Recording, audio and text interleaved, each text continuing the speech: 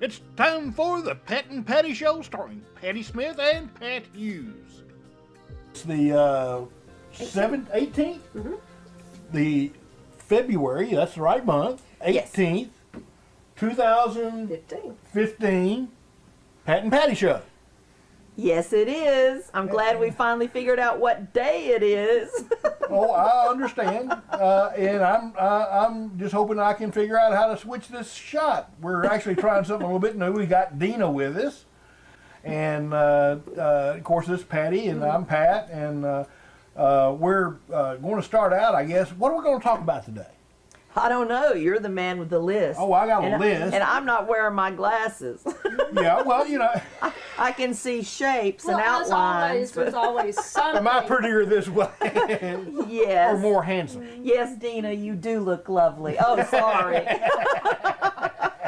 Well, we recently had a Board of Commissioners meeting, so there's always fun. fodder from that. Yes. Yeah, well, It's a blank check. With our tax dollars. And I thought she was so against spending money wildly, I aimlessly. guess she's came around to the thought that taxpayer funds are manna from heaven. Exactly. It's amazing okay, how well, people... I'll tell you what, we'll hear what she actually said. Okay. I want to thank Commissioner Pownell back in September for voting against that. And welcome the two new commissioners, Tony Crow and Vernon Collette. And Commissioner Collette said in his first meeting, sometimes we just have to do what's right, no matter what the cost. And I agree with his remark. That is just, I'm still speechless because I'm just thinking, do you have a dollar amount in your head of what this could potentially be when you're making this statement? I'm speechless that somebody would make such a blank statement like that without blank knowing check. what. Yeah, that's it. It's a blank check. Yeah. It's a blank check. With our tax dollars. And I thought she was so against spending money wildly, I aimlessly. guess she's came around to the thought that taxpayer funds are manna from heaven. Exactly. And we do have a couple of other clips from the commission meeting. I'm also going to do one about Todd indefinitely tabling his measure to fire everybody. Fire all the airport authority and IBA members that he didn't like. Yeah, which, exactly. I'm the one that made the motion, so I'm the only one that can withdraw it. Am I right? So at this time, I'm not willing to withdraw the motion. However, I might be willing at the 2 o'clock meeting to table it, to table number 1 indefinitely. And I have read over what was sent. It is an opinion. Of course, my motion that I made was to remove them. It was not, I did not add anything to that motion. It was just to remove them, meaning I didn't give a reason. There could be at a time where there's a reason for cause or some other reason. And so at this time, I'm not willing to withdraw it, but I'll probably be willing this afternoon to table it indefinitely, number 1. There's a lot of them that need to go. I agree with him about that. Well, you know, under the law, they're not supposed to go. But it's not. It wasn't a law. It was a legal opinion. A legal opinion regarding the fact that they were, by law, established, appointed to specific terms on the IBA or airport authority boards. Okay. And the whole idea of these type of things is to create some semblance of continuity over years. And if you, in other words, take it directly out of the action of politics, so that you can't just have a new board commission put in, or elected, and they come in and say, "Oh, we're going to do it entirely different." That's just not the way that's set up to do, and that was because the people were making the rules regarding how government works, made it work that way because it's wiser. You don't want things. I mean, we've been a very conservative nation, and part of the element of conservatism is that you don't want wild swings of opinion. You want consistency. You want certainty. You want those type of. I mean, those are values that we all, conservatives and liberals alike, prefer. We don't like crazy stuff. Right. When we change governments, we don't have, wild swings. We don't have. Well, that's certainly what they were trying to do with the very first meeting. Yes, that's in true. January. That's true. But it's not the way that our government is set up to work. I agree. And it's anyway. And I just wonder why, come the middle of February, they've had this epiphany that maybe they need to honor the contracts and I know the but, obligations from previous board of commissioners. maybe because on the slide they got somebody showed them a figure that said, "Do you want to pay out with a non-performing asset like a general aviation airport that is destined to lose money for the next 20 years?" Forever. 20 years, maybe forever. It's hard to see beyond 20 years. Are you wanting to pay this 10 million or 20 million? I mean, they got a 40-year contract for the doggone place. And, that actually brings up a topic on Paulding.com, which was talking about who is responsible for selling businesses on moving to the airport. Who's got the contract? I don't know. Brett Smith? There you go. That's true. Yeah. I mean, and basically everybody is. How are we treating our primary salesman right now? Well, are we treating him like he's a valued asset in the community? Well, no, because No, we're telling him to go. You're telling him. You're telling him. It's a double standard. They're talking about keeping promises to airport and IBA members, but then they're not basically saying the same thing about the propeller contract. So which is it? Are you just going to selectively decide to who but contract? I'm all for throwing Brett Smith and Propeller the hell out of this county. I see no good to come from Brett Smith in this county, because to me, if either of y'all read a book called Greedy Bastards, you ought to read No, it. but I think that you were aware of what was it, Dassault, Falcon Dassault. Literally, that contract was signed in November 2012, and later that month, in fact, in days after, they called a special meeting to sign that contract. Remember? Yes. Okay. They Well, they went and because Brett Smith was well respected and understood in that industry, he basically put us from the tail end of places that were under consideration for the Falcon Dassault plant to number one. Now, as I understand it, the folks in Little Rock, Arkansas, who had that business, came up with some additional or several additional concessions to keep it. But we were actually number one on that list and could well have landed that right then, and everything would have been hunky-dory, except you'd still been upset. I mean, I am not for businesses that are going to further destroy my quality of life. Now, I don't know exactly what Falcon Dassault does, but if they are an MRO, is that what they are? Yeah, they basically build interiors of They build jets. planes. They build planes, Yeah, but but they had a refurbishing operation where they would come in and Arkansas. redo the Yeah. inside, and they would do it to custom designs. Do they redo the engines there? I don't know whether they do or Well, not. I've heard horror stories that a neighbor of mine has a friend out in Arizona where they have one of these MROs at a little airport, and 24 hours a day they are rebuilding, because they have 3 shifts. They are rebuilding these engines, and when they rebuild one, they have to turn it on at high speed for several hours and just let it scream throughout the night. I'm sorry, that's no way to live. And folks, you have had a perfect example of the attitude of not in my backyard. Yes. Okay. Not in my backyard. Okay. If you want this damn airport, you should have put it over there where Calvin lives. He's got an airstrip already. He loves airplanes. Put the damn thing where people want it, not where it's not wanted. Or if you want to put it in my backyard, then buy my house and let me get the hell out of here.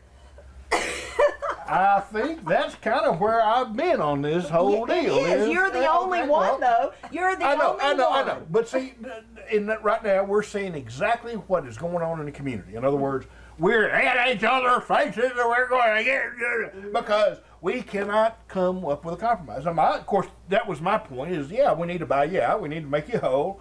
We need to be fair. We need to be just. Okay? Yeah, I don't and see that happening. Well, and why isn't it? Is that not what we need to be talking about? Yes. Is that not what we need to be Yes. talking about? Because that's the only way we're going to ever get to We the need point to where we find compromise, something that where we say, works for where we come everyone. together as a community to make something positive happen. We are. This is what they call an existential moment for Paulding County, because Yes, it right is. now we're just beating our heads together, and I tell you what, nobody anywhere wants to come here. I call it a I don't- no-go zone. Yeah. No People business here is gonna want to get the hell out. Yeah, is what I want. And that is because of the attitude. It's because of the attitudes. I blame it on vindictiveness as a cultural plus in Paulding It's- County. it's ingrained in You the always county. you get that Yeah. guy that got you. I know. You got to I get him know. back. Just stab him in the back. I know. Hey, I tried for 13 months to work with this stop the commercialization, stop the airport movement. I tried to work with these people, and they made it clear that they weren't really interested in my help, in my assistance. They weren't interested in any way in what I had to offer, which I found amazing, really. That they didn't want to work together. They say they do. They say we need to do these things. They give it a lot of lip service, but yet they aren't really interested in anybody's opinion but their own. It's called my way or the highway. I know, and I'm going to be honest with you. I'm pretty certain that the people in the county have got a similar attitude of we're going to get you. You make ways, we're going to get you. I mean, we see evidence of that here, there, and yonder, and we're electing the wrong people to those positions. And I don't know that. I don't think that the people we elected have any different attitude. No, I think they're pure Paulding in I that think respect. the people in our government are a reflection of the people in this county. I think they are us. They came from us, and they exhibit what I see among some of my neighbors who think that they're, doing the right thing, but they always think they're doing the right thing. They don't like to hear any opinions that differ from their own. They don't want to hear anybody that has an opposing opinion about anything. Now that we've talked about the fine the Christian way of doing it we do in Paulding County, let's have another little bit of another little piece. This one is Todd Pownell when he talks about his understanding the of covenant. And we're going yes, the covenants. This We talk about the promises, and Mr. Collette and I have talked about some of the things that Mr. Carmichael said about promises and commitments. And over this past week, I heard a sermon, and the sermon was about basically, do you have a contract with your wife, or do you have a covenant with your wife? And so I kind of took that in everyday life about contracts and covenants and promises and broken promises. Vernon and I have talked a couple times this week on the phone about that, and we've referred back to kind of what you said. And really what I've learned this week, it's neat that no matter how old you get, you learn things. Really what I've learned this week is contracts are to protect you. Contracts about me, about I, is to protect you. Might be two sides of a contract, but a contract's about protecting me, or I, whoever's in that contract. Contract's always about that person. Covenant is about the other person. And so as I look back on things, and promises made and promises broken, as we've talked about during our campaigns, and we talk about this here, I look back at what I consider as elected officials and leaders, whether it's elected officials on board, commissioners, city council, school board, leaders in different groups, ballparks and whatever around the community, chamber of commerce, that when we speak to the citizens and we talk to the citizens, we're listening to what they want, what they're saying by their votes by their questions, their phone calls, their emails.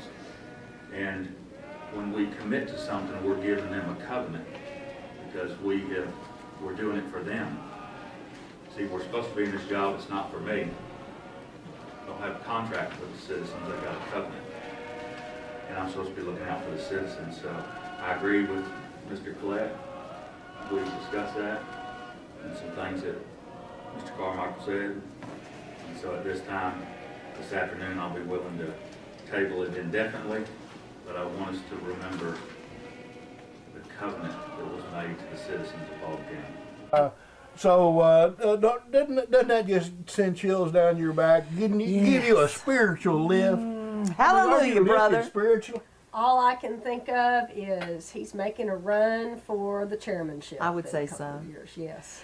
Well, I know that he if a covenant is what you give to the other person, then I would say that he didn't live to his covenant to me. Of course, they say I didn't live up to my covenant to him, but I never promised him I would drop out of the election, which is what they all seem to think. But Todd made a lot of promises to me, and I didn't see him keeping them. But now it's important to keep promises. So I think, watch out. All of this is just we're sowing the seeds of our own destruction. Oh, definitely. In Paulding County, if we can't work together, if we don't trust each other, It is a matter of trust, and that's the Well- that's the problem with vindictiveness and the idea that you've got to always be the winner. Is that trust goes with justice, and you got to have a justice and an understanding that people are going to be treated fairly. Yes. Across the board, even if sometimes you got to take off that extra 1% of profit or whatever. Right. We've not been there. No, and that's the difference between successful communities and unsuccessful Yes. I mean, because communities, we can't in my opinion. Yes, Right, I and we agree. can't even agree to work together on an issue that we agree with because we don't agree on on other things. issues. Exactly. So it's like, well, why can't we just not talk about these other issues and just talk about this one issue? And we've got to come together because we've got to save our community. We have a horrible reputation in the metro area. We've had it for a long time, and it looked like we were starting to make a little bit of progress forward in turning that reputation around and bringing some companies in like Enroll. We've got a hospital. But if we don't do anything, I mean, when companies see all of this, Yes, they do. Yeah, I mean, if they're going to you say it have- on Paulding.com. Right. I mean, if you have site Well, locators, they're going to be out there. They're Googling. They're watching the news that's going on in this county, and they're seeing the bickering that's going around. They're seeing the talk about boycotting businesses. It's just we're so really Well, sowing if- the seeds if- of our own. I mentioned that it was Exactly. existential just a few minutes ago. I agree. I base that on the fact that if you were to look at all the counties in the United States of America, the length of the commute is, we're like the 5th longest commute in the United States of America. There are a couple of places in Maryland, one in Virginia, and a couple in New York that exceed our 38.9 minute commute. No county in California has a longer commute on average Yeah. than Paulding County. Yeah.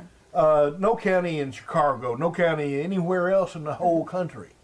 Boston, all these places has a longer commute than Paulding County. Now, what that tells you is that people are on the road, they're using gasoline, they're doing all this sort of stuff. Well, the only way out of this, and the reason for it, is because people there are no good jobs in Paulding County, or very few, compared to the number of people, and people have to leave. Now, that's just saying, yeah, we are among the most premier bedroom communities in the world. But the problem is that when the cost of getting to work becomes greater, people will move closer to work. Yes, that is the absolute logic of what's If they- going to happen. Well, If and I they can think- afford to sell their house here, which, the way things are going, And many nobody's people going are to want to still buy a underwater. property here. Yeah, but even the ones that do, there are enough of them that will be able to move out. That the price of homes will decline because of it. Exactly. And that's what everybody is upset about with this airport stuff and whatever. But the the problem is we've got to bring jobs here to get our average commute down so that we're not on the chopping block. Yes, as far but we as, don't need to bring stupid, polluting jobs here. Well, you know as well as I do that if they were to come, I heard a story. I heard a story that came from people that presumably know.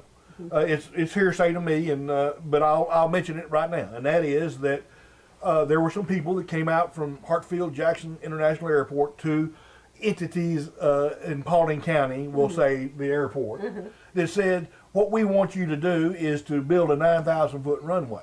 Y'all need to do that. Now, I will say that a 9,000-foot runway is... Go right through my vegetable garden, I'm pretty sure. exactly. Well, that would solve your problem. That would solve would. your problem. Maybe that would work for Commercialization me. solves your problem, okay? Okay? But... Only if it goes to 9,000 feet. If they commercialize it as 6,000 or whatever it is now, it don't solve my problem. Actually, it does because the 737-300s have a smaller sound print than a Learjet or any of the commercial jets or but business still, jets. if I got one every one or two, well, yeah, but we're only talking 2-3 day max. that's not what Brett Smith said. He said 1 million passengers, and if you do the math, 20 years. If you In he 10 didn't years. say that. He didn't say that. He said He he wants ain't his hey, goal look. is 1 million passengers, and that's Yeah. 25 or 6 flights a day. He's got 40 years to build that. Yeah. I know. And I'll be You're dead gonna by then. Absolutely, you will be. You're getting shorter every day. Living in this county, yes, I know. This county Aren't will we kill all? you. Aren't we all? But actually, you know, the point is that we need to be doing jobs in every way we can, trying to bring people in business here in every way. In other words, instead of just the movie studio and you know, the interroll deal and the airport, we need to have 5 or 10 or 15 efforts going on. Oh, I agree. We need to be. We need to really. But the horrible thing is, if there's all this negativity for doing what we've done, what's the chances of anybody having the guts to stand up and say we need to do more? I mean, they don't. Well, we just apoplectic threat or something. You know. Well, I mean, there's good economic development that's Yeah, good for the but, county and good for the people, and then there's stupid economic development that's bad for the county and bad for the people. And I'm sorry, to me, a perfect example of good, positive development is what the Tidwells did out at Indigo Falls. Now that was genius. It's a beautiful natural environment out in West Paulding. Why not capitalize on that? Why not? How many people will it employ? If they build the lodge, which they've put the kibosh on after this stupid airport crap started, if they had a lodge out there, it'd be a lot of people. I don't know how many people. All right, let me make another point. If you were to be flying over from about 10, 15 miles over in the air, in other words, a satellite view of the Atlanta metro area, and you'd say, I want to put an airport somewhere where there isn't anyone, you know where you would gravitate to? I would put it over at Calvin Thompson's house. I know. It'd still be in Paulding County. It would still be in the western part of Paulding County. Right. And that is exactly where this airport Yeah, let's is. screw the people of West Paulding. What the hell? They're dumb. There aren't any bunch of of dumb, ignorant There aren't any. rednecks out there. No, that's not true. I know, but that's the way they act. Well, no, it's not a negative thing if you understand what you're doing. Well, if you live there, If you gotta have it's airport, a negative thing. God didn't intend man to fly. Let's eliminate all the airports. Well, when he We don't when, need a. when they we need a. when, We need a. Oh, we need. when they lower whenever- the value of my home by about $300,000, I'd say it's a negative for the community. But I could be wrong. But it's going to be Well, that's a negative damage. for Hey, everybody. if that's the case, you should have. Have you talked to an attorney and tried to sue him on the? I think that I've heard that if you don't have a $500,000 in the bank, you better not sue the county if you want to keep your house. Well, you probably have a point there. But here's the thing. We're at the point now where everybody's house prices are going to be negatively impacted if we don't have any jobs. I agree. Because Because here's the thing, the only thing that we know for certain in the future is that the price of gas is going to go up, and that more people are going to move into the Atlanta metro area, and the road infrastructure that we have in the Atlanta metro area is pretty much what it is. So those commute times that you were talking about a few minutes ago are just going to get longer. That's true. And the demand for houses in Paulding County are going to Is go going to decline, down. and with the Yeah. decline in demand comes a decline in prices. So we're all going to feel your pain. Well, Yeah. I'd say what goes around comes around. Thank you, Patty. You know, I'm Okay. gonna have a real hard time feeling sorry for the people of Paulding County when their property values go down, since mine already have. I'm sorry. So we're just going to be in a competition down to zero to That's the- whose property values are going to be the least. lowest. Exactly. Yeah, That's the way it's woohoo. going. That's the way, because if people in this county want to work together to solve our problems, I think that would be genius. But I haven't seen any evidence that people in this county want to work together with people who don't agree with them on every Oh, I single agree. Well, topic. we need to get to the point where we do. And Well, and- but and- that would mean that people would have to grow up and be responsible adults, and I don't see that coming. You know, sorry. Okay. All right. Well, you know, the idea that we, you know, it's that, or we're going to hurt. We're going to hurt real bad. I think we're going to hurt real bad. I mean, that's the way I see it going. I see all the evidence that I've seen says we're just going to go swirling down the toilet of economic development. What would turn it around? Would you? I mean, it would take an attitude change. It would take an attitude change. It would yes. take a belief that we need to continue forward with a renewed understanding of compromise and belief in compromise. If we could find a little bit of compromise in the county, that would be excellent. That would be really good. But what I see is my way or the highway. You know, that's what I see.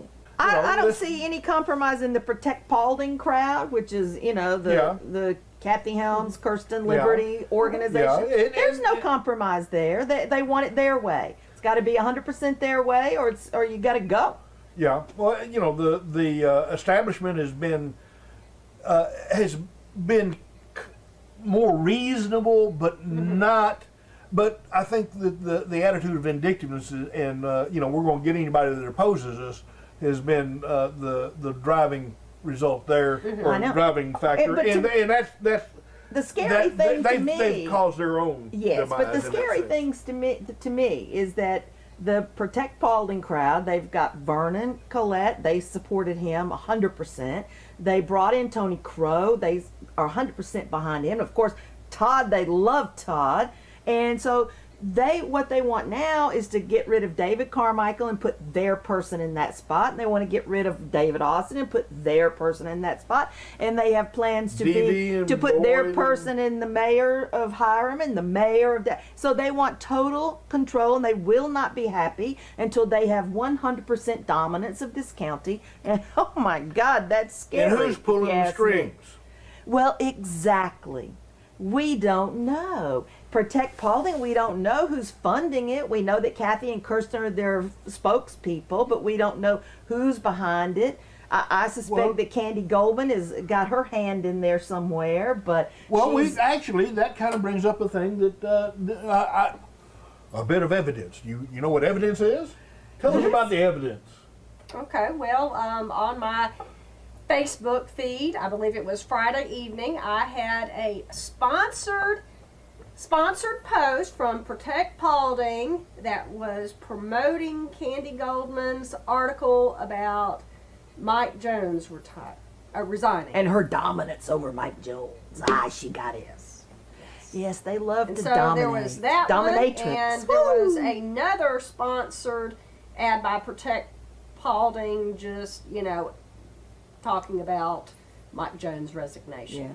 To me, that was proof that Candy Goldman is got both of her hands in the middle of the Protect Paulding movement. Well, you know, what do you know about Candy Goldman? I guess is maybe the question. Not much. She pretends to be nonpartisan. Her Ponytail Patriot website says she's nonpartisan, but I think she's Republican to Libertarian leaning. if you look at her website, all of her activist training, the very first time we went to her, because really Candy started the Stop Airport movement. She called us into her home. We went to her apartment.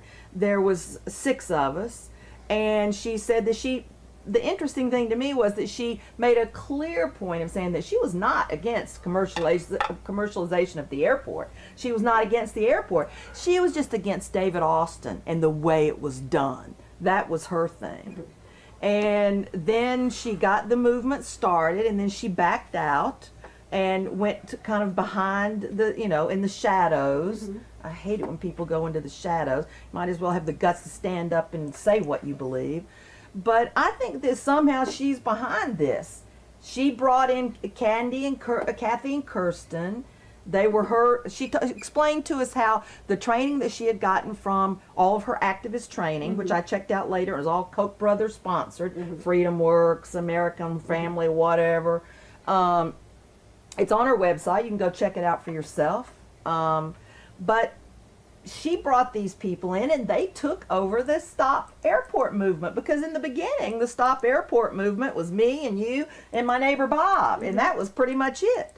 Then the commercialization news came around, and we were out. They found a way to, keep us out of the group, to marginalize us, and they've taken over. And at the time, I had this website where I've been spending like 5 years researching this airport and trying to get the information up on the website to educate my fellow citizens, and they weren't even vaguely interested in that. I mean, not even vaguely. It was just amazing to me. If you're an insular group, you have an agenda, you're going to limit and filter who you want and who you don't.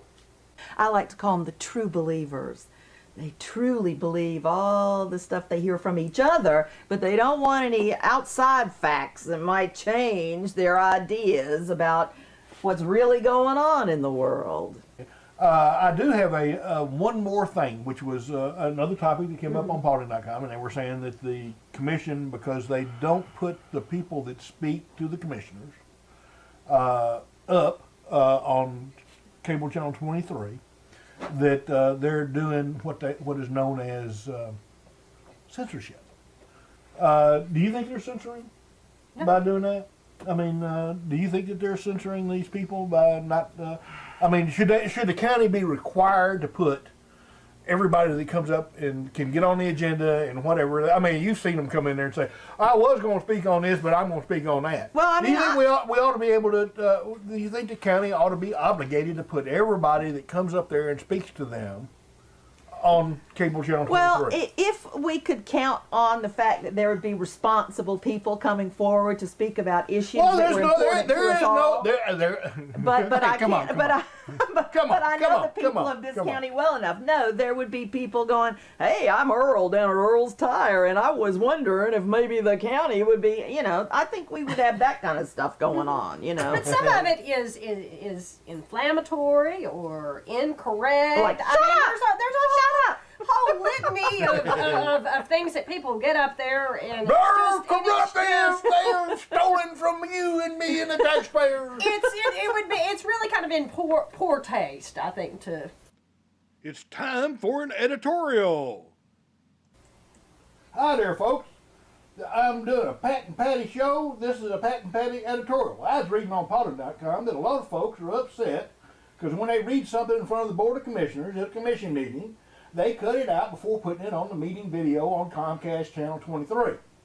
Well, when you read the rules, it says the commenters are supposed to be talking to the commissioners and the chairman.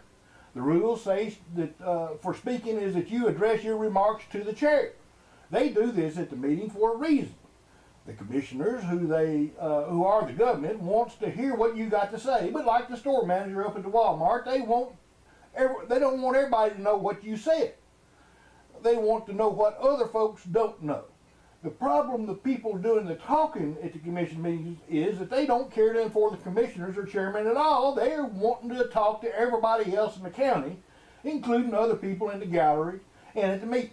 We know that they're playing to the crowd because at the end, well, they're out there chapping and clapping and cheering.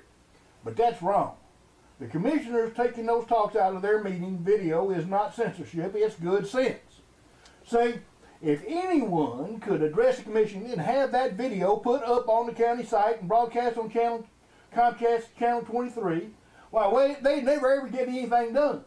Because businesses would trot right up there to that podium and say, hey folks, I got this here 2001 travel trailer I want the commission to know about that I want to sell. You can bid on it on eBay, or it'll come right up. Just put in Paulding trailer.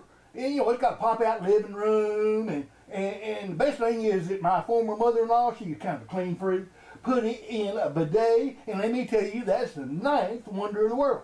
So commissioners, if you aren't interested, don't censor this here comment, because I need the free ads on Comcast. Now that's what would happen, and it happened even if the commission put each and every comment in on Comcast. Second, them folks yelling censorship need to understand that what the word means. I mean, censorship, if it was censorship, you wouldn't be speaking at all. Well, they'd slap tape on your face and shackle you to the floor. That'd be censorship. Now, if you want to say something, though, you're welcome to come on and do an editorial on the Pat and Patti Show. Bring your own hat, or choose one of ours. I don't have any lights in my hair. Heck, I'll even set it up on the teleprompter so you don't have to look like you was reading it. How's that? Pat and Patti Show editorial, it's there for the taking. Thank you. There's no benefit to having it, I think, out there. I know. Anyway, one other thing, I want to task one of y'all, either one, to bring somebody else up here to be on with us and to be interviewed and talked to. And I know a 7-year-old that might, no? Well, no.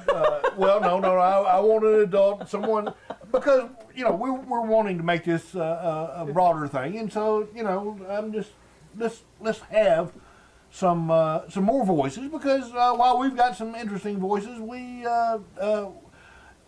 have no corner on the truth. I tell you what, and I don't think we can afford to take anybody any more time. All these folks are watching us right now, so I think we've gone on far too long already. Yeah, we'll probably slice and dice a little bit. So anyway, for the Pat and Patti Show, any final parting words? Adios, amigos. Learn to work together, people. Really. Try to be nice. It's kind of an existential requirement. So